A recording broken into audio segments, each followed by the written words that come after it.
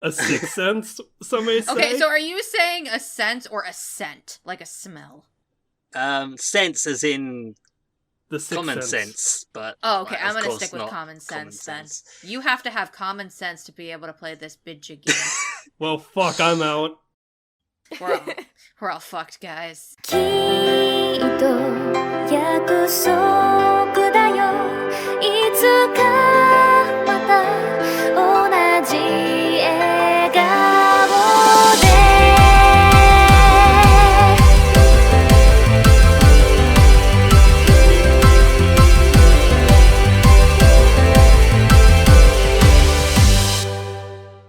Hey there, everybody. Welcome to Annie Chatbox, episode 73. My name is Cami, and if you listen to us on a regular basis, are you sick of my voice yet? Are you sick of my voice yet? Never. Are you sick of my voice yet? No. Too bad, because I'm hosting yet again. You rolled that But- lottery and won big, sweethearts. Pulled the gotcha. You won 4-star Cammy. Oh All my Cammy's gosh, Oh my can I four-star. please have a 4-star camp? Can I get a Bandori Aw. cover if I pay you $20 to the podcast? But don't they do a lot of covers of other covers? So They like, have are you their- gonna ask me to do? They have their own original songs too. Yeah. Oh, okay. I was very enthused for a second about the possibility of a doing cover a of a cover cover? of a Bandori cover of like Hikaru Nara or something like that. Listen, I would be Inception. totally okay with that, but I would love to hear you sing a Rosalia song. Oh God. Anyway, So moving on. Yeah. I'll try. I've never, whenever it's like a song that's sung by a full band, I'm like, can my lone, small, faint voice cover the majesty of like a full band singing? Yes. And I'm Yes, Yes, it can. absolutely. Absolutely. 150%. Yes, it can. like, so Always. those two people that you heard giving me brilliant life advice and support and love, as they always do, are our hosts that reside in none other than Portland, Oregon. We'll start with Cassie. Yo, you get a yo, yo, yo, yo. Yo. Yo, yeah. Yo. And then in the other room, there is Gregory. It's way too hot out, guys. The apocalypse is slowly upon us. Why does every summer each year get hotter than the last is beyond me. Oh, lordy. And of course, that is not everyone who's here. It is a full house again today. So if we take our little sailboat, go across a big wide blue sea, we will run into our host, Jonathan Joestar. Hello, I'm here still. Actually still in swimming trunks because I've got a swim pool now to help me fight off the heat. Congratulations. Wait, you're in swim trunks at like 1 o'clock in the morning? I was in the pool, got out the pool, didn't change out because I might have gotten back in the pool again, and it's actually coming up to 3 a.m. here, but yeah, they dried off, and then I just never bothered getting changed. I was like, oh yeah, I'm still in my swim trunks. Who are you, Haru from Free or something? Yeah, free. like Jesus. He's got too much emotion to be Yeah. Haru. Emotion. Very true. Very true. Emotion. All right. If you want to have wonderful and scattered conversations with us like this, how about you check us out at twitter.com/theanniechatbox. You could send us an email at anniechatmail@gmail.com. And if you just want to listen to us, you can do that on iTunes, Google Play, Stitcher, TuneIn, and SoundCloud.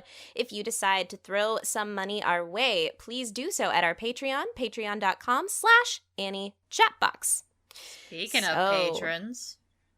Yes, thank you for the reminder. And again, shouting out Corpsey and Carol for being our patron that is so wonderfully dedicated and talented and amazing and friendly. You are just the best, and we thank you from the bottom of our hearts. Okay, so going forward, we are going to do another Splash Tank episode for you guys. This is going to be our first Splash Tank of summer 2018. And I did want to clarify that we're doing a bit of a style change on these episodes. So, for efficiency's sake, we've decided to split our impressions up into 2 episodes instead of a previous habit we had of doing 3 episodes of impressions. This is done in the hopes of getting as many of you listeners our thoughts and about as many shows as soon as possible that we could do. This week, we're going to have 2 hosts be discussing 3 shows from their list, and the other 2 hosts will be discussing 2. In this case today, Craig and John are going to be talking about 3 shows each, and then Cassie and I are going to talk about 2. And next week, it's going to switch, where we will be talking about 3 shows, and they will be talking about 2. Woo! And you know what? If this format works for you and you really like it, we'd really appreciate it if you'd let us know over at our Twitter, or again, sending us an email at anniechatmail@gmail.com. Or, you know, if you don't like it, let us know too. But I figure getting you guys more impressions faster is going to be something that you'll like. So. Yeah. Oh, yeah. And that being said, we are going to start out with Craig's first impression for the summer. What you got, Craig? Ladies and gentlemen of the jury, I give to you the sequel fans wanted. We got not 1, but 2 sequel seasons for this show. FLCO, or Furikuri, or Furikuri Progressive, Season 3 being alternative. Studio is Production IG. It should be noted that I have fun facts with all 3 shows. So the original Furikuri was a collaboration between Gainax and Production IG. This one is solely Production IG. The music behind this production still is, you know, they had the Pillows that compose the soundtrack and insert songs with it. Same with the original Furikuri way back when. 6 episodes per season for the original, progressive, and alternative. What else has Production IG done? Again, if you haven't heard of them, then you've been under a rock. They've done the Kuroko no Basket, they've done the Haikyuus, they've done Ghost in the Shell, they did the Psycho-Pass. Yes, go watch all of them. They make pretty looking things, that's for damn sure. Mm-hmm. The synopsis goes as such. In the new season of FLCL, many years have passed since Naota and Haruhara Haruko shared their adventure together. Meanwhile, the war between the 2 entities known as Medical Mechanica and Fraternity rages across the galaxy. Enter Hidomi, a young teenaged girl who believes there is nothing amazing to expect from her average life until one day when a new teacher named Haruko, arrives at her school. Soon enough, Medical Mechanica is attacking her town, and Hidomi discovers the secret within her that could save everyone. A secret that only Haruko can unlock. But why did Haruko return to Earth in the first place? What happened to her Rickenbacker 4001 she left with Naota? And where the hell is the human-type robot Kanti? Where did he go? Okay, so, as I said, 6 episodes. This premiered at the beginning of June and ended the Saturday before my birthday, July 7th. So this technically is like a weird blend of, it's a spring leftover, summer beginner, and then alternative will do the same, where that starts in September and then it ends in October. This is a new story. I'm gonna try and keep my impressions succinct here, but your enjoyment of the show will really solely depend on how much you thought or liked the original Furikuri. I was one of those that thought it was very okay. I appreciated what it did in terms of its art style. It was very zany. Again, very Gainax. This is like crazy antics and really good fluid animation for what they did. Production IG emulates that pretty well without the assistance of Gainax proper at this time. However, the story feels kind of like a carbon copy of the original FLCO. Hidomi is the main girl who has a very nihilistic view of the world. She kind of has dark thoughts that kind of plague her. She has very vivid dreams. But again, it's summed up as such. In episode 2, since this is a 3-episode thing, I watched all of it. By episode 2, they introduce Haru Haruka, and the class cheers when she reveals herself. And when the class cheers, you think to yourself, man, is this fourth wall breaking? Like, are you, the audience at home, supposed to really be like, yeah, Haru Haruka, she's back, baby? And when I watched it, I was like, okay, that's cool, I guess. So, again, bottom line, if this show will only appeal to you if you enjoyed the original.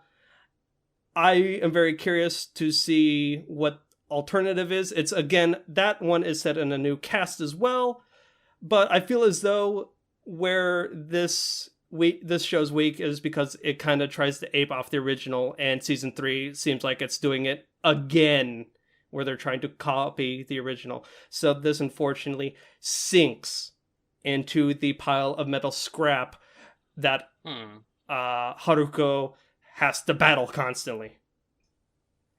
Nice. I will say that this season provided something interesting besides Hidomi and her cat ear headphones that John and Cass had at one point. Yes, they do have those. They had another guitar-wielding girl, and she is essentially the stoic counterpart to Haru Haruka this season. Interesting. Yes. She has killer shades. Okay. I definitely can see what you mean. I think I'd have a similar reaction, as I actually just watched the original Fooly Cooly earlier this year. Oh yeah. And I enjoyed it. I thought it was cool for what it was, but I don't think, and maybe it was like the time in my life that I saw it. If I'd seen it when I was younger, like on Adult Swim or something, I think I would have had a lot more attachment to it as like something a bit nostalgic and really hit me in an impressionable time. Yeah. So I think you made it pretty clear. It's dependent on how one really enjoyed like the original. Yeah. I think that makes sense. Yeah, pretty much. All right. Moving on forward. John, what's your first impression for us today? My first impression for today is Shichise no Subaru, or Seven Senses of the Reunion. Is by Studio Lerche, who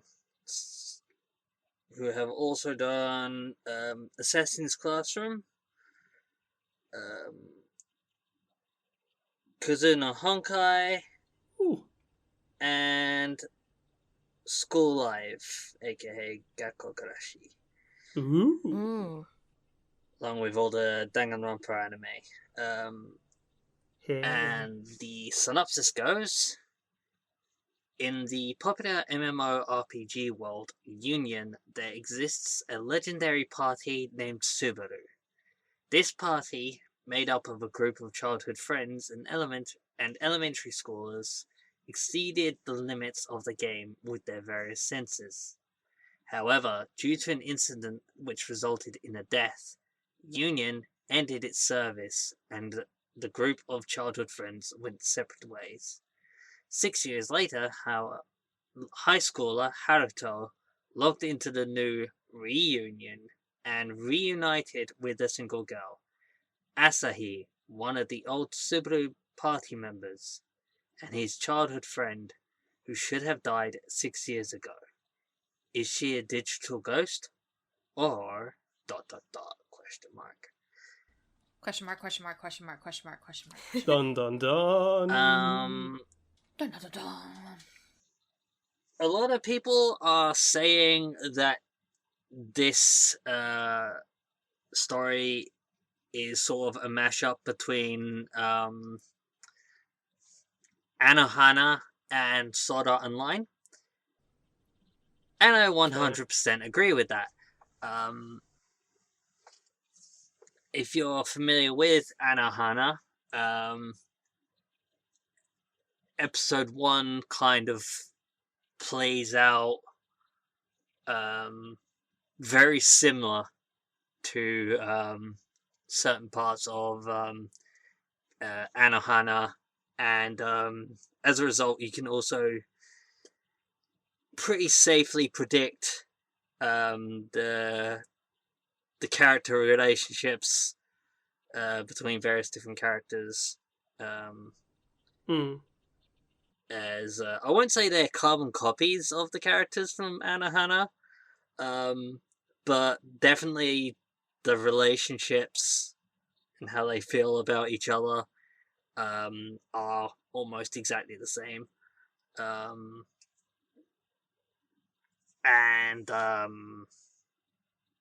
Yeah, for that reason, I'm personally enjoying it and really interested in it.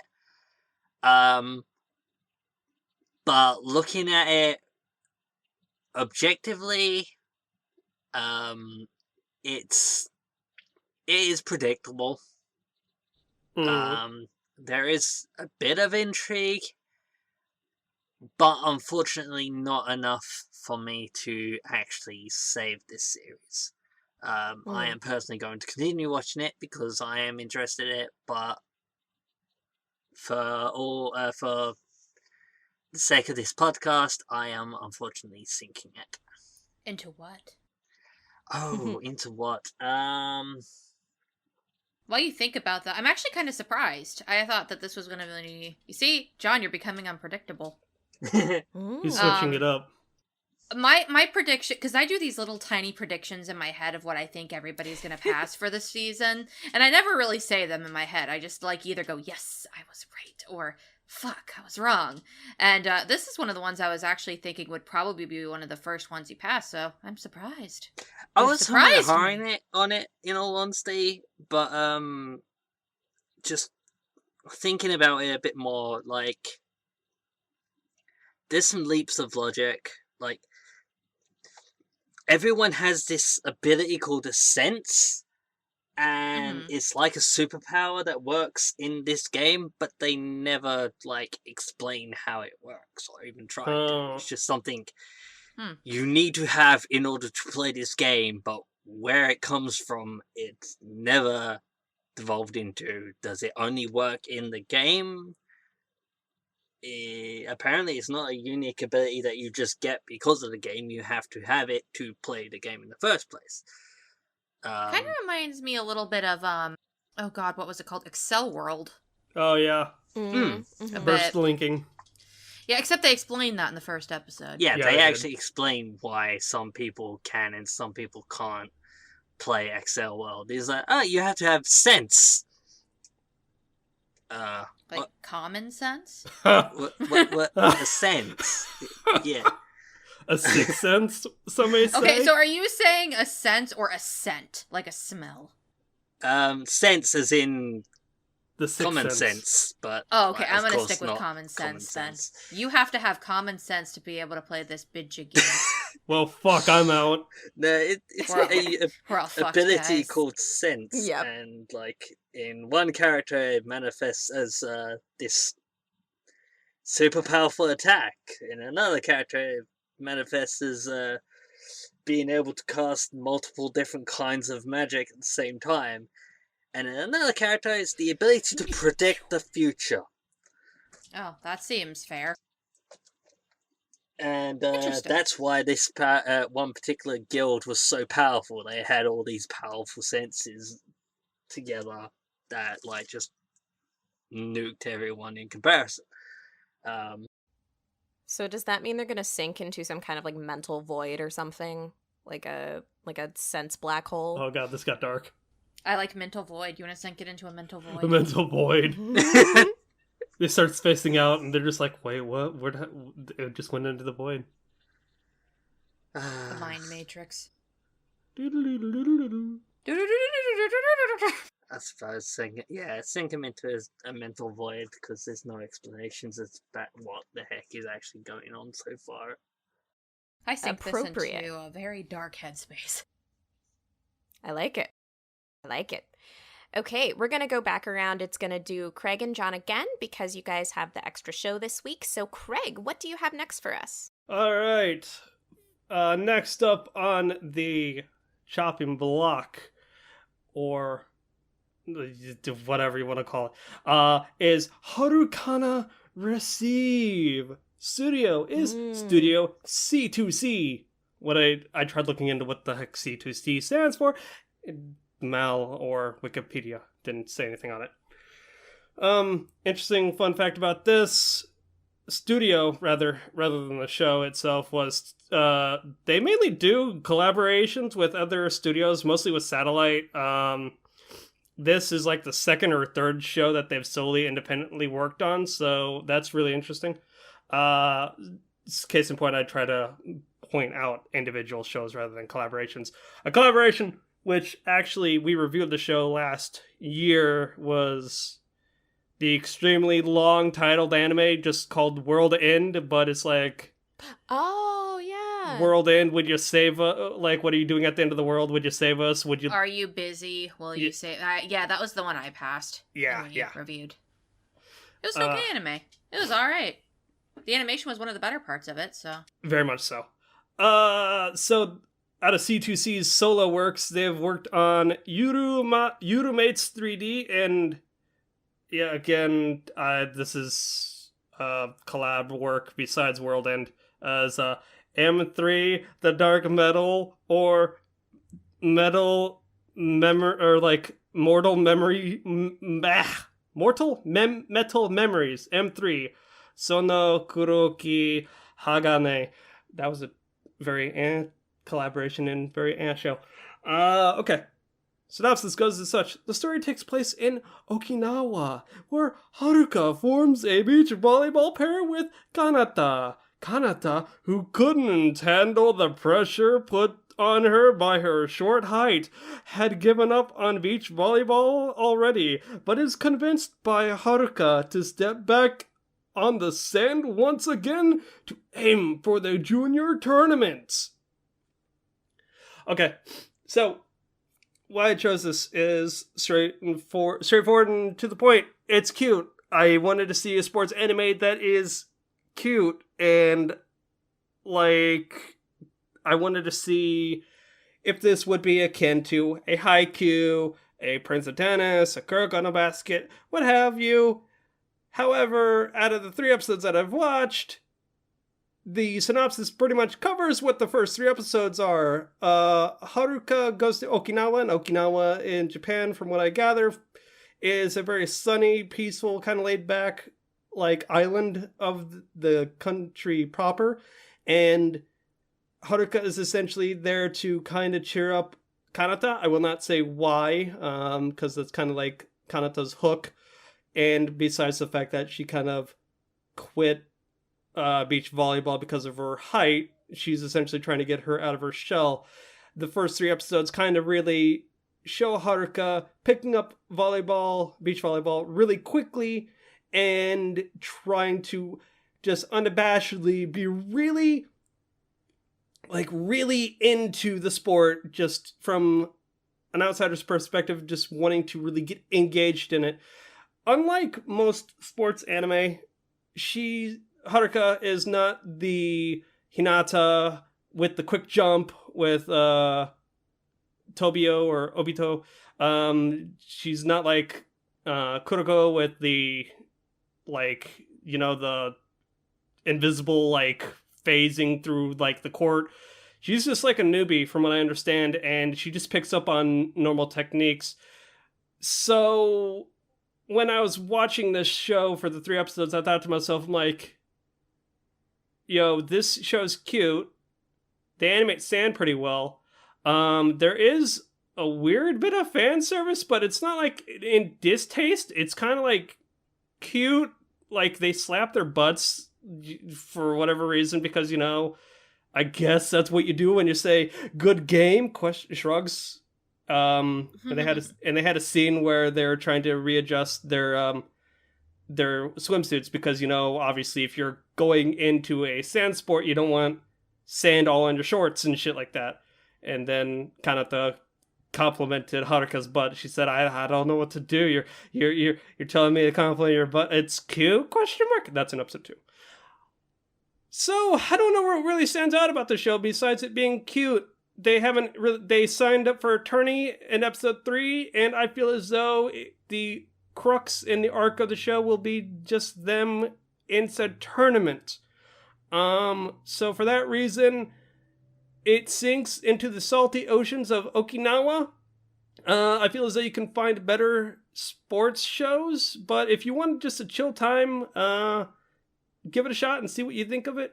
I myself thought to myself, would I put this on hold or am I going to drop it? And then I thought to myself, yo, I have way too many shows to watch.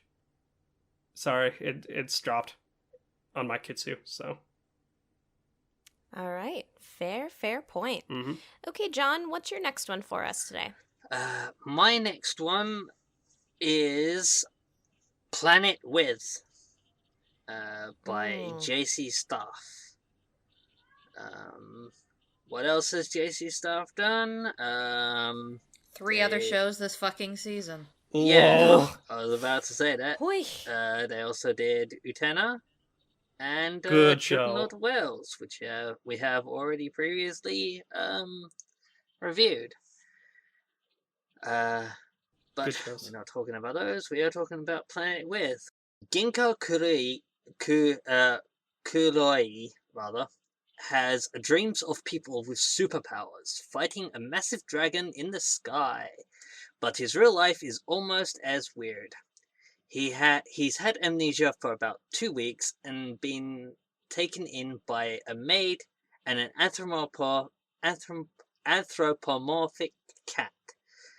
When a UFO in the shape of a stuffed bear approaches Masaka City and other metros around the world, he's startled to see 7 rainbow sparkling heroes zoom out to confront it, just like in his dream. Even weirder, the maid wants him to leave his shelter to confront these heroes and take the source of their power. Dun dun dun! So yeah, Craig describing this as a fever dream is kind of correct, actually. There's characters having hallucinations. There's something about the evolution of mankind. The end of the world. Apparently the main character is an alien from a different world that was already destroyed. Dun dun dun! Dun dun dun!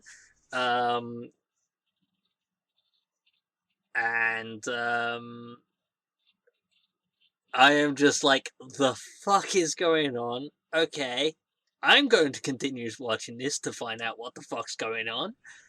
Okay. But I am not going to force anyone else to endure this with me. Oh. Fair enough. Like, the mech designs are kind of interesting, but like the moment he gets into any of these fights, it's just CG. Which I understand. Like, I can't really complain about anime having CG giant robots, because unless it's Gundam, it pretty much is going to be CG at this point. But I heard Cassie's take on episode 1 because she decided to give it a watch to see, and Hey, listen, my impression has nothing to do with yours. I'm just saying. Listen, I'm in that camp of, it wasn't just the robots that were CG. It was everything else, too. It was the enemy. It was the explosions off the enemy. Mm-hmm. It was literally everything in the fights, so... Yeah. Yes, I can forgive CG robots. I can't forgive CG everything fucking else. CG cotton balls. CG... Apparently. Why is that a thing? Cotton balls. Yes, they attack the thing and it explodes cotton balls, and those are CG too. They launched missiles at it, and You're selling me. upon contact with the enemy, the missiles burst at the seams into fluffy balls of cotton. See, you got Craig. You don't need me. If you want to pass the I mean, show. again, to each their own. I know Zach likes the show. I'm not gonna lie, I got intrigued because apparently the director is like a really good manga author. Yeah. I mean, there's definitely a level of what the fuck going on that has got me coming back for more. But I'm also there like, I can't make anyone else watch this. I can't figure out what the fuck's going on. I can't make anyone else watch this, especially if I know there are people that like knowing what the fuck's going on. But you can. You have two You willing have the people. power. You have two willing people here ready for you. I'm just not going to be one of them for once, which, let's be honest, I could use a fucking break. So listen, if you love the show, I mean, you do you. do you want me to swim it? I John, want we you. said you. I want you to make a decision. I want you to not make a decision based on what Cassie thinks, because Cassie Or I'm can be not an making asshole. this based on just Or what you Cami or think. Craig, just you. I'm You could just, like, sync it and then talk to us on the side about it. How it's Yeah, it's up to fucking you. turned into a giant clusterfuck. Whatever you want. I'm just giving you subliminal advertising to not make a decision based on my opinions on episode 1. Because I can be kind I of wasn't mean. making it just based on episode 1. I was just also thinking, Well, I know. also I know, things I'm are a just- bit repetitive because, like, It's Monster of the Week shit. It's Monster of the Week shit. Like, oh, this person dove into it, had a little hallucination before causing the enemy to blow up, and then that's the one that our hero is going to attack. Yeah. And it's like, is our hero the good guy? Are these the bad guys? They're saving the world, but what? No. So No, why? man. Why is he No. doing this? Nah, man, nah. So if it sinks, what does it sink into? That's a good question. it sinks into all the cotton from all the explosions. Yes. Pile of it CG sinks into the cotton piles balls. and piles of CG cotton left over That from all sounds the kind of fights. comfy and terrible at the same time. I said it's Awesome. CG cotton, but I only think I only know it's cotton because they said it's cotton. That did not look soft and Yikes. fluffy. It's a very good point. That looked like chunks of Awesome. misshaped plastic. Alrighty. I was gonna be like, speaking of soft and fluffy, but I don't think that really works to transition into either of the shows you're talking about today, Cassie. So just lay it on us. Excuse you. Backstreet Girls is All the right. fluffiest show I have ever seen. I'll have you know. Dude. Backstreet Girls is the most fluffy anime to ever be created. No, teddy bears are going to be having a run for their money after you watch Oh my this show. goodness. Backstreet Girls are back again. So, Yes. I am going to first talk about Backstreet Girls, Goku Dolls. And Goku Dolls is the name of their idol group. Idol group? Is this an idol anime, Cassie? Why, yes. Yes, it is, viewers. This is an idol anime that I got this season. But there's a little bit more to it than what it seems. Also, one of the things I'm going to complain about this show, I'm starting to slowly realize maybe why this show and another show that I have looks so bad, because I just realized JC Staff is working on 4 fucking shows this season. Like, Mhm. Oy vey. like Dominic made a joke like maybe they're stretching themselves too thin, but I only thought they were working on these 2 shows, and then I thought about it and I'm like, wait. They're also working on 2 what? And I got 3 of them. So, hey. Wow. And 2 of them I'm talking about today. So, okay, JC Staff. GG. Maybe you shouldn't work on so many things at the same goddamn time. Too popular for their own good. Yeah, because they've made a lot of other really great stuff, like Children of the Whales, Toradora, lots of stuff that has a lot of intense good quality. And I think that most of the shows they're making this season do not look very good, in my personal opinion. One of them being the one I'm about to talk about. So, a group of 3 Yakuza failed their boss for the last time. After messing up an important job, the boss gave them 2 choices: honorably commit suicide, or go to Thailand to get a sex reassignment surgery in order to become female idols. After a gruesome year, training to become idols, they successfully debut with overwhelming popularity, much to their dismay. This is where their tragedy truly begins. Was it a tragedy of Yikes. their story trying to go through fame, or was this your tragedy of watching the show? I would say I suffered a little bit, but I think that these boys that look like girls, they're very much still male. I'm just trying to be very careful with how I choose my gender pronouns because I don't know how to. I'm just gonna put it this way: they had sex reassignment surgery against their will, and they're all still very much male. Internally. Interesting. Okay. And I'm okay with that. That wasn't my problem with the show. If anything, some of the situations they got into were quite funny, especially because they are, very popular idols, but they need to learn to act feminine off the stage and on the stage for that matter. And their manager that is helping them become idols has no fucking clue that they used to be male. So that does lead to some moments of hilarity. There were 2 scenes in particular in this show that made me laugh a ton. And I'm not going to call them spoilers because they're the first couple episodes, but there is one episode where one of the guys, he is now a girl named Chica, goes out to get some drinks with his buddy. And his buddy knows, and he's like, "No, man, don't worry about it. Like, through and through, I'm your bra. I'm always here for you, man. Yeah. I'll always see you as my bro." Yeah. And his guy friend has a bad tendency of stripping when he gets drunk. So he gets drunk and strips all of his clothes off, and he's wearing a pair of underwear with her face on it. And then she's just like, very slowly like, "Okay, you can just call me Chica now. You're fucking weird, bro." And it's just like this very awkward silence. There's also another scene where, and all of these boys have very unique personality traits too.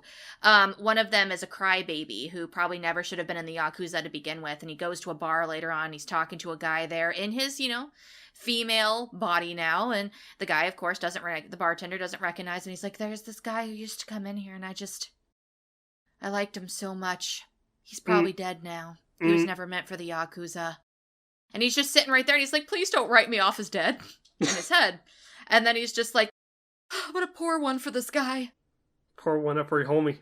Yeah, and he's just like, "Stop it, I'm not dead." And he's like standing right there. And like things like that were actually kind of funny. My biggest problem with this, and then I'm very quickly going to move on to my rating for the show, is that it very much looks like they tried to animate a panel of a manga.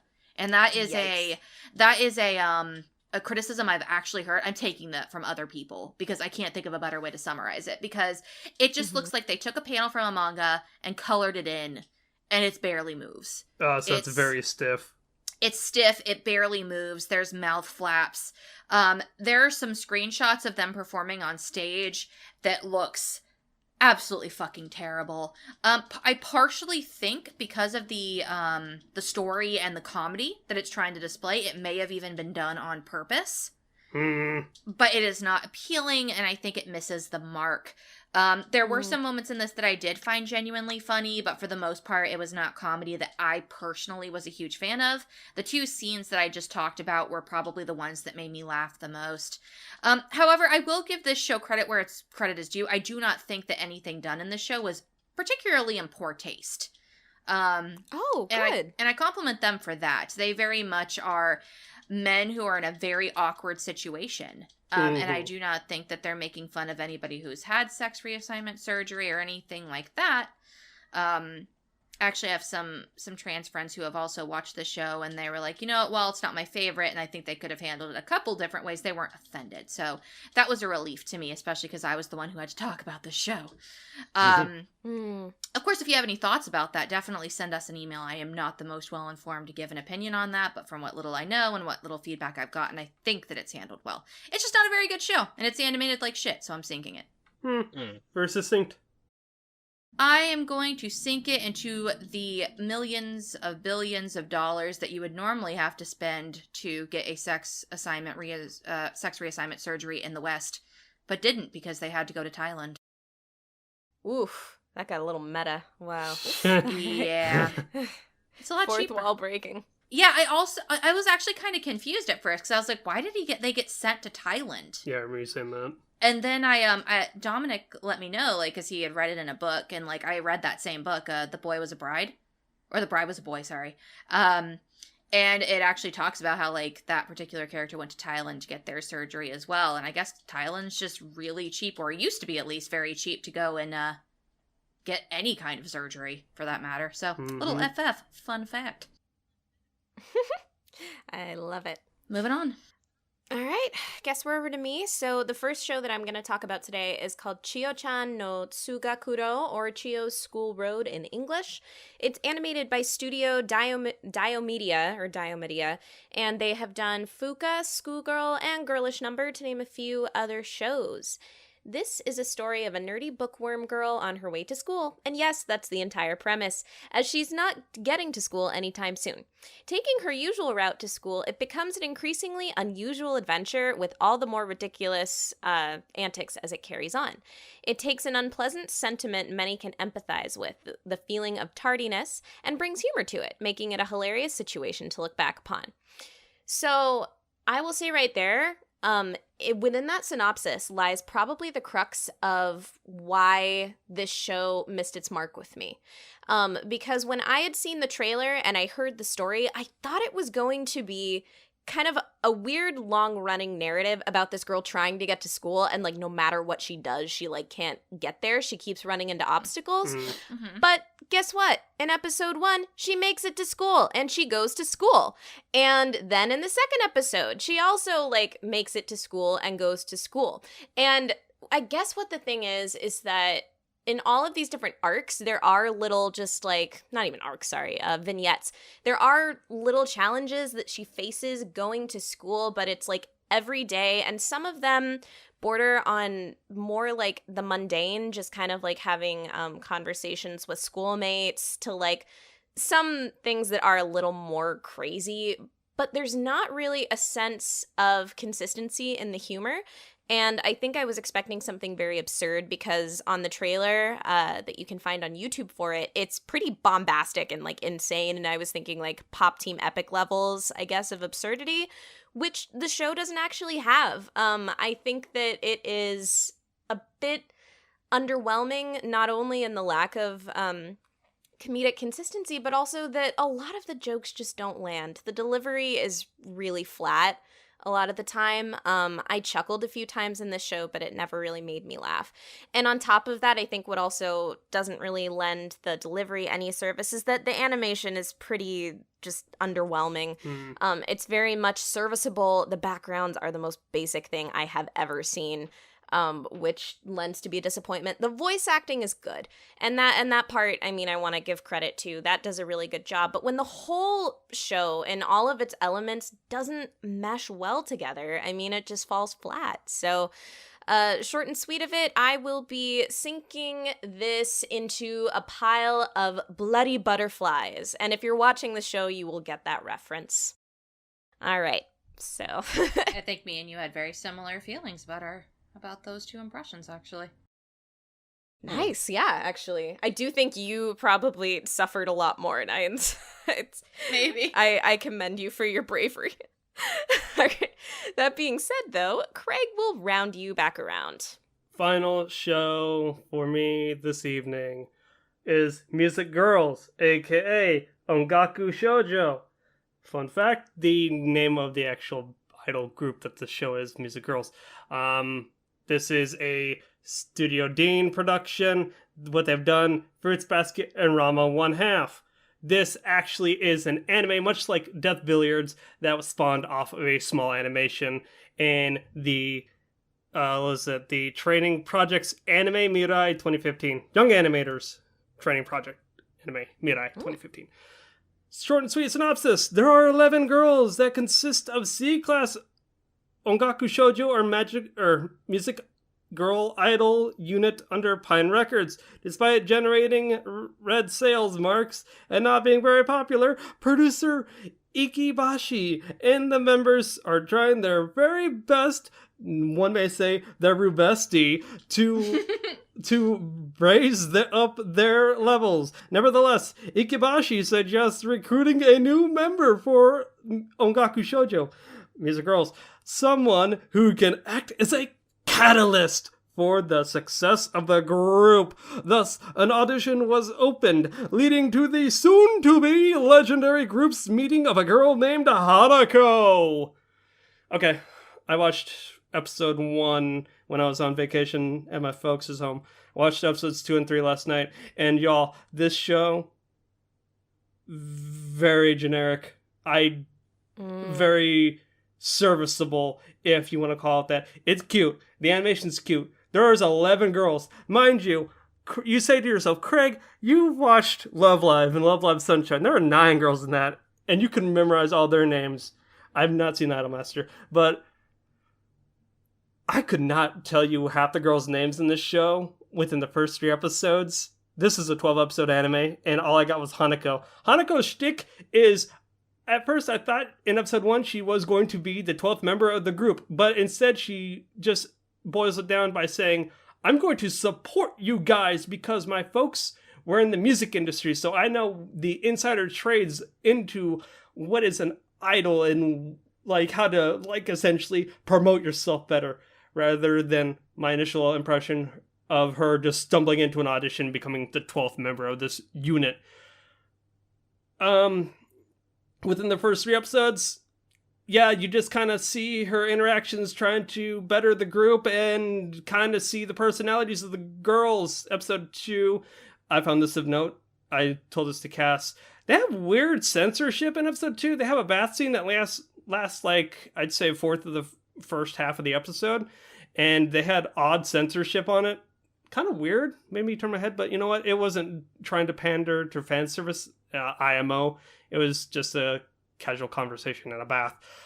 Episode 3, they try to build the cast out. They try to flesh it out a little bit by focusing an episode on an individual character. But by that point, I mentally checked out and I thought to myself, I'm like, I'd rather watch Idolmaster at this point or OG Love Live. So obviously it sinks into the pits of gacha hell, which I thought this was based on a gacha idol type phone game, but it's not. It's just based off of a short that Studio Dean produced in 2015. So Oh. Yeah. I see. Okay. So it's got nothing but just shit rank luck where they are. Yeah. That's where they belong. Yeah, it's a bunch of 2 stars when you save up all your stars and you pull that gacha roll, and then you just realize you're just watching something run-of-the-mill.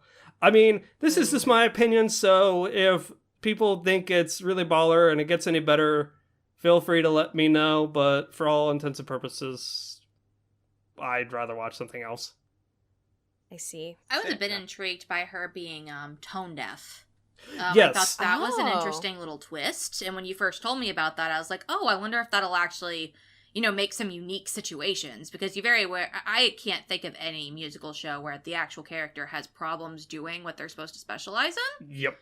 Outside of, maybe Idolmaster, where a character is really good at singing, but she's, has something that's holding her back psychologically. But I'm talking, physically, it's hard for them to do because of a physical condition, being tone deaf. Yeah. So I was expecting that to maybe be slightly interesting. So I'm kind of bummed. I'm kind of bummed that it apparently isn't that good. Yeah, that was the thing that at the end of the episode 1 that I thought, man, is she going to be the 12th member of the DK crew and just essentially be trained to be a good idol because she picked up on the choreography very well, the dance steps very well, and then she started singing and everyone in the crowd was like, oh my god, it's like nails on a chalkboard. And then at the start of episode 2, she's like, I want to help support music girls or ongaku shoujo. And I'm like, well, I guess it's different for all intents and purposes, and she's essentially a groupie?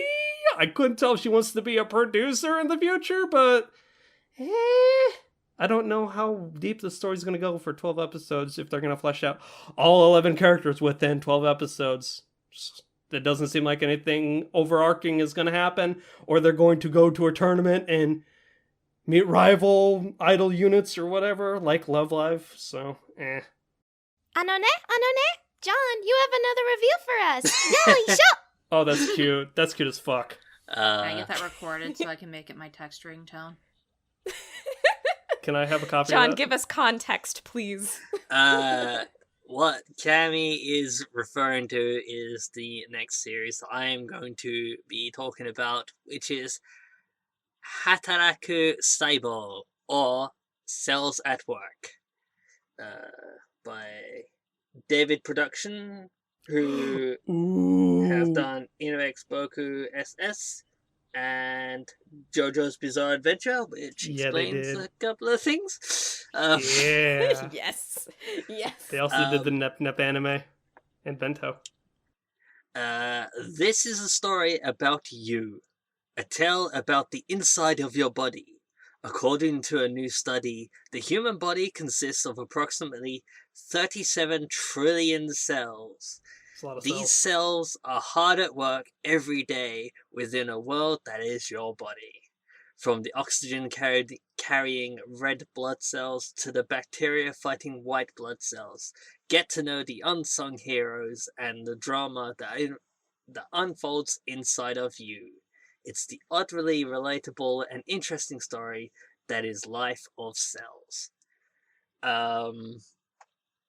And Cami was making a reference to the platelets, which are a part of the bloodstream, which are represented as tiny little lolly girls. They're so cute. Who are absolutely adorable. I hear they push a blocks good. They do good work. They work very hard. And they get down those steps safely. Mhm. I mean, spoilers, jeez. You know, yeah, actually, that's a pretty big challenge for them. It's kind of Jeez. Jeez. This series is super enjoyable. I was a bit worried after watching a couple episodes that it might come across as a bit repetitive. That's what I've heard as well. But I do feel that while it can be a little bit repetitive, what it does, they change it up enough each episode, and the jokes, it is more of a comedy series than it is anything else. Sounds like an anime we just reviewed. Hey. Similar shtick, worried about it getting too samey. Does a pretty good job about varying up its comedy. Yeah. I feel like they change it up enough, and the characters that we meet along the way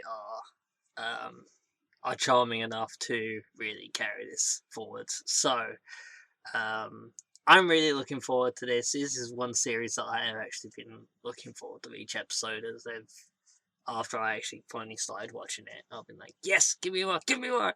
I actually ended up putting it a little on hold after I watched the first couple of episodes, and I'm like, okay, no, saving the best for last. I'm going to get the rest of my seasonal watching out of the way before I finish off my third episode and solidify this as swimming this season. I think it's our first swim. It is our first swim.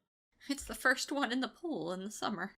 I hear this show is cute, and the white blood cells are fucking cutthroat.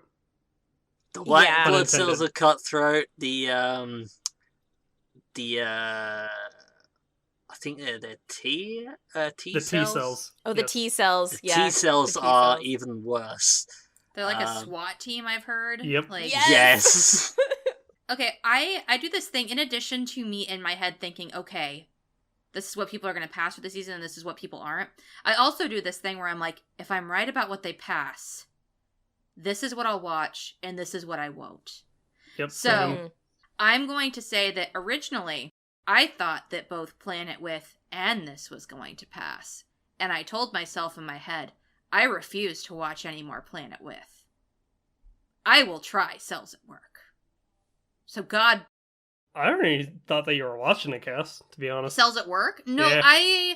I stepped back from it mostly because a friend of mine named Rin was like, Cassie, I'm worried you're not really gonna like it because the humor is very like dumb humor. Oh, yeah. And I'm very critical when it comes to dumb humor. Sometimes I fucking love it and eat it up, like Yeah. Pop Team Epic, because Pop Team Epic has a lot of fucking dumb humor, and I loved it. And then sometimes I don't care, like for example, I'd say a lot of the comedy in Lucky Star is kind of silly and dumb, Yeah. but it didn't click with me. Yeah. Even though there's a lot of people who really love Lucky Star, including somebody here, and I totally support her 150%. It's not something I get offended by. Like, I totally understand that people love or hate that show. I got you. You're good, bro. Lucky Star's a marmite of anime. You either love it or you hate it. So if John didn't pass it, I wasn't going to bother, but since he did, I think I'm going to give it a shot, because I've heard some good things. I find it really enjoyable from what I've seen, and I'd also say, again, talking about, like, in the realm of bland comedy, the fact is that, like, even when this show gets kind of repetitive, it's David Productions, and they know how to spruce up very little details that keep it fresh. Yeah. Basically. And so it I think has more staying power than some other shows. So I'm really glad you passed it because I love it. It looks like a spectacle, if anything. It is. That's David Productions for you. All right, Cassie, you have another one for us. Okay, cool. So the next one that I get to talk about, and this one's a little bit interesting. It's another one of the JC staff shows that's airing this season. And it's called Satsuriku no Tenshi, or Angels of Death. My significant other saw that I put this at the top of my list for this season, was like, oh, look, it's a Hot Topic anime. And I was like, shut up. It's true. And that's basically how the days went.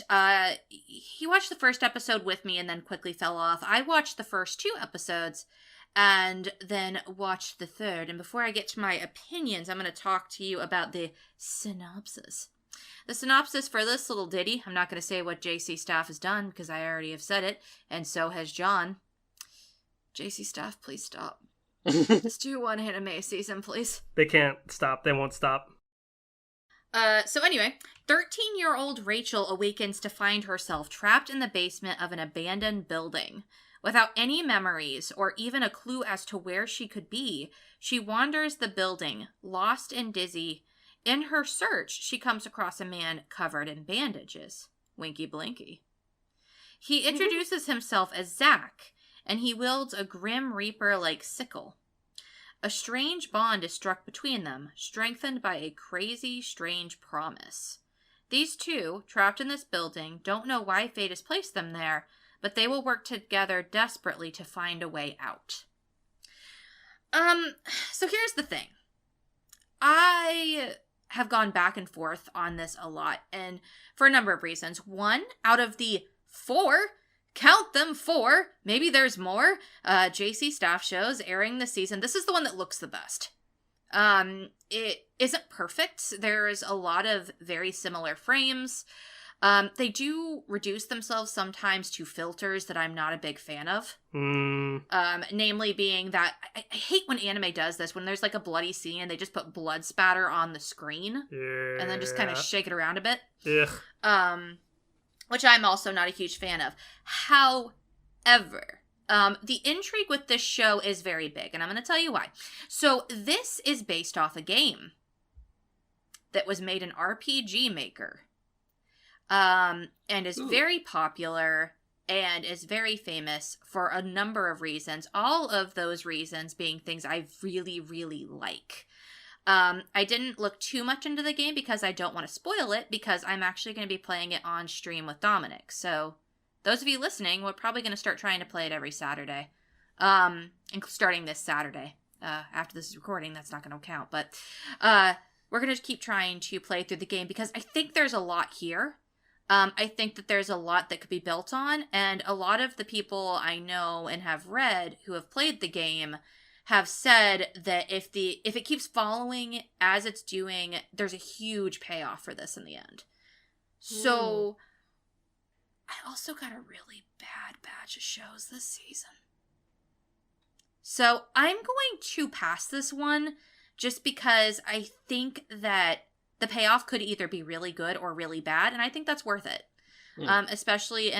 Especially where it comes from, because we don't get a whole lot of, hey, this is a 16-bit RPG Maker game that became an anime. That could be a topic in and of itself. So that being said, I'm going to pass it. I'm going to see if it gets any better. I think that I'm enjoying bits and pieces of it enough. And the parts that I don't like, if they keep going, at least I can make a really good case for why it's fucking hilarious. So, yeah, I'm gonna pass this one. Awesome. I actually really liked the point you made, especially too, about being able to kind of support a case where an indie game like that gets an anime. I mean, that almost just makes me like, oh man, what if in the future we got like an Ebe anime adaptation? That would be really cool. There are so many RPG Maker horror games that I've come across. There's a bunch that could be really cool. That, as an anime. Yeah, and this one is actually really highly regarded. I think it has like a 90% on Steam. Nice. And a lot of other stuff. I am worried because it does seem like they're trying to very quickly move through the story. Is it only slated for 12 episodes? Let me see. It's going to be... Whoa, that is weird. 16 episodes. That is interesting. It is really going bizarre. to be 16 episodes. So I think they're trying to breeze through it so they can get to the meat. I think that what we have in the first 3 episodes is intriguing enough. Basically, what you've got is she wakes up. She's on a floor. It deals a lot with PTSD, anxiety, and what happens after you witness murder or something tragic in your life. And I think that that's interesting. And basically, she's going through these floors, and on each floor there's a quote-unquote floor master. And that floor master is allowed to kill anyone on their floor, basically. And at first, she tries to escape, and very quickly towards the end of episode 1, I'm not going to spoil it, but her ideology suddenly very quickly changes, and that was one of the first problems I had with the show, especially because she keeps asking the same goddamn question over and over again. Ugh. But I'm hoping that will go away and we will get more intrigue, because so far the 2 main because you get through in the first 3 episodes 2 floors. Oh, okay. Like, it's moving that quickly, and I feel like they're cutting out a lot of what made those floor masters probably intriguing. But my hope is that's because they're saving up time and space for the later floor masters, and they really want to have this go out with a bang. Or I could be completely talking out of my ass. We'll find out. To be continued. Well, cool. That makes our second pass for the evening. Yay. And I will lead us into the last show that we'll be talking about today. I'm going to be talking about Asobi Asobase. And Asobi Asobase is done by Studio Lerche, who, again, John mentioned all the shows actually, so I'm going to skip over that. But they do good stuff. So the show synopsis is Hanako, an athletically proficient yet thick-headed student with a weird fashion sense, plays a game with the American transfer student Olivia, aka Best Girl. However, their vigor irritated their classmate Kazuki, who dislikes playing games, and she's always been teased by her sister for being bad at them. With the turn of events, it was found out that Hanako is terrible at English. Thus, she asked for help from Olivia to teach her English, but Olivia, who was only born and raised in Japan with foreign parents, can't actually speak any English. Watch over these girls' surreal school life comedy. So, let me lay a little fun fact of my own on you guys. In a similar vein, as Cassie talked about how she ended up having, you said you have 3 of JC Staff's shows this season? Yep, I got 3 out of the 4. Yeah, so I also have a really unbalanced group of impression shows, because I have 3 shows that are all trying to do a very similar brand of comedy. Yeah, like all of them, it's like weird faces abound and like kind of crazy, like slapsticky stuff, over the top reactions in a lot of shows. And I'll be honest, like nearing the end of watching through all of them, it gets to be a bit of a slog. I don't know if it's just that I'm not really feeling a lot of the comedy this season. But yeah, it's been kind of a general impression of mine. But what I will say is that the first episode, out of all 3 first episode premieres, Asobi Asobase's first episode was definitely the strongest out of the 3 shows that I had. And I do think that has continued throughout all 3 episodes that I have seen. I think that Asobi Asobase succeeds for a couple of reasons. The delivery of the jokes is a lot better, I think. It's very well done. There's kind of a sense of spontaneity in some of the humor. Like, I'm kind of on the fence with how much this show uses ridiculous, over-the-top, and ugly faces. On occasional ends, I do think it's a little bit overzealous for me, for, like, my brand of humor. But also sometimes it really just adds to a little bit of the scene. Like, there's just a scene where Olivia is trying to talk out of her ass, and she's got this, like, bucktooth, like, rabbit grin on her face. And it's just perfect, you know? And, like, so some of the faces really do a good job not only of making the comedy effective, but also characterizing the characters a bit. So I think overall it is more of a strength than a weakness. And it's something that you will fall in line with very quickly as you watch the show.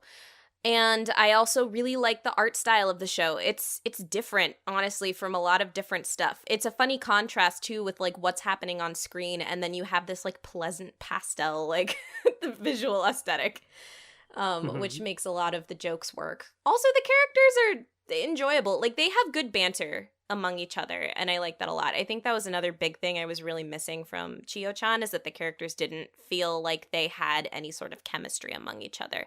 But I get a good sense of chemistry, even though oftentimes I don't think they understand each other at all, between the 3 girls in this show. I think, I noticed by the 3rd episode, I started to get a little tired of one character in particular, but I don't, I think that just tells me, okay, maybe I want to watch this at a little bit more of, like, a different pace. And the characters that I love, and again, Cassie can attest to it, that, like, Olivia is just wonderful, and I love it every time she is on screen, and she is very enjoyable. So this is, were you gonna say something? No, I just whispered best girl in the background. Yes. So this is a show really where, it's funny because I don't think that the show has also made me, like, bust a gut laugh, kind of like Hinamatsuri did before. But it's definitely come the closest, and I have had a lot more just kind of what the fuck laughs. And the show, I think, is a lot more original than a lot of other stuff that's coming out this season. So the pros really outweigh most of the cons for me in this case, and I definitely think we should give it a watch. So it is also going to swim. Nice. I was gonna cry. I thought you were gonna sing it. I was so worried. Oh, thank God. Worries. So, Cami, just real quick, you said, like, certain aspects of this didn't appeal to you. Did you just, like, binge it? Did you marathon, like, all 3 episodes and you're like, you're seeing more of the flaws in certain aspects? No, I don't even... I didn't. All 3 girls have a different brand of humor and, like, a trait to them, and I think she was just saying one character in particular, and it might be the same character. I think it is. I think it is. Her whole thing is being petty. Ugh. And that's the problem. Ugh. And I'll admit that even I'm kind of mad with her, but she's still funny. Eh. I think she has funny moments. Yeah. It can just grate on you if you're just watching that back to back to back, but I think all the other characters lift that up, especially Olivia. God bless Olivia. Yeah, Olivia is just amazing, and she carries a lot of the show. Said character also relies a lot on scream talking, and, like, it's getting old. That's another thing that I took away from episode 3, and I was like, you mean Black Clover syndrome. She's not always like that, though. Like, it's not her permanent state of being like Black Clover. You know, one other thing I really liked, Cami? They don't beat a joke to death. Like, the joke with Olivia and her English... Like, that gets solved eventually. I think that's a really good point. I mean, that was another big issue for me with Chio-chan. Like, I just watched episode 3, and they carried over a joke from episode 2 and, like, beat it into the ground until it was not funny anymore, like, at all. And Asobi Asobase does keep its jokes really fresh and, like, there for a good amount of time. So, yeah. Did you want to mention any other takeaways? Because I know that, like, I didn't necessarily, when I first, like, watched this show, thought it'd be one that you would like, but you ended up coming out really, really enjoying it. It's actually probably my anime of the season, if I'm being completely honest. Like, Dominic, talked to me, like, he rolled over on Saturday morning and was like, Cassie, the new Asabi Asabase is out. And I was like, we gotta fucking watch that right now. Nice. So we watch it together, and I have fallen over laughing a couple, especially in the first episode, because I wasn't expecting it. Mm-hmm. Oh, the ending actually made me very entertained. For some reason, I know the ending is coming now, and it still makes me roll. I also love the opening a whole lot. I love the opening of the show. Mm-hmm. It's so misleading. But so good. Like, I love listening to say, da, da, da, da, da. But yeah, I really love this show. If Nice. you sank it, I may have paid $20 to make us watch it. No, good lord. yeah, no worries. No worries. I like it. Yeah, I needed to not have so many comedies this season. Oh, girl, I got you. Like, I actually looked at the two edgy shows I'm watching this season. I'm like, do I even really like Edge this much? Yes, you do. Like, do I yes, really? You do. And You like, do. and I think that honestly, the only thing that made Angels of Death pass is purely its source material. Because it's making it more intriguing. If I were just basing it off of the first 3 episodes I watched and then did no research into it whatsoever and didn't think I was going to get anything else out from it, it probably would have sank. So... Yeah, I don't know if there's like just a weird saturation overlap of certain genres this season. I don't know. Just a offhand observation that could be looked into more. But that being said, we finished up our first round, guys. Woo! Congrats! Pat yourselves on the back. Yay! We didn't go over too much. I'm so proud of us, guys. Yep. We're actually got like 15 extra minutes. So woo! So we can take that time real quickly to wrap up again that the shows that we have passed so far include Satsuriku no Tenshi, or Angels of Death, Hataraku Saibo, or Cells at Work, and Asobi Asobase, which to my knowledge does not have a English translated title out yet. But stay tuned. So we got 3 shows, and that's it. Yeah. Out of... Yeah, wow. Because we did a lot. Yeah. Boy. Summer's really good, guys. Summer's really fucking good. Summer is rough. Like, even the good stuff is not as good. It's weird. Yeah. It's just... Yeah. Well, Attack on Titan premiered this weekend. all right, y'all. Thank you so much for sticking with us and listening as usual. I did want to give a brief shout out again to our patron, Sarah Corpsian Carroll. She has a really cool YouTube channel where she does travel vlogs, and you can check them out. And Cassie, I think you might need to remind me, is it just Corpsian? Is that her URL? I will pull it up really fast. She sent it to me on the side. I'm going to have some scrolling. Oh, nice. Oh, here we go. It's youtube.com/Corpsy-Ann, all one word, and we're going to put that in our description. We'll probably promote her for another couple of weeks. Yeah. Just to give her that, but we'll put that in the bottom of our description here, or in the middle, wherever our other co-producer decides to put her link. It is down there somewhere. Find it, because she is cool and does a lot of cool stuff. Although Craig also does other stuff as well. Oh, yes, I do.